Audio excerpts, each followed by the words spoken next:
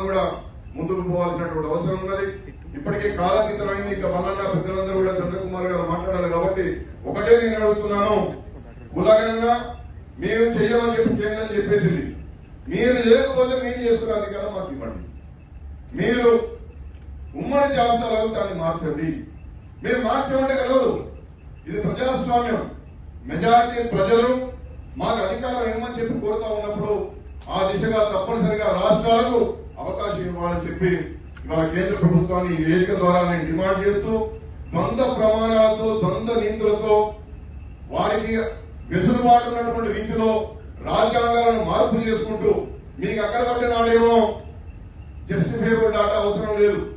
నేను అడుగుతా ఉన్నాను, 10% ఏ జస్టిఫైబుల్ డాటా ఉంది, ఏ క్వాంటిఫైబుల్ డాటా ఉందని చెప్పి ఇవాళ నేను రాజ్యాంగ ధర్మాసనాన్ని గౌరవనీయులైన సుప్రీంకోర్టు నేరుగా అడుగుతా ఉన్నాను. బీసీలకేమో రిజర్వేషన్ పెట్టాలంటే బీసీలకేమో 50% దాటంటారు, ఉన్న రిజర్వేషన్ తీసుకోవాలంటారు. అదే మరి మీకు 10% ఏ క్వాంటిఫైబుల్ డాటా ఉంది? ఎస్ఆర్ సిన్హా కమిషన్ రిపోర్ట్ లో ఏ డాటా కూడా లేదు. అది ఎప్పుడో 2010లో ఇచ్చినటువంటిది.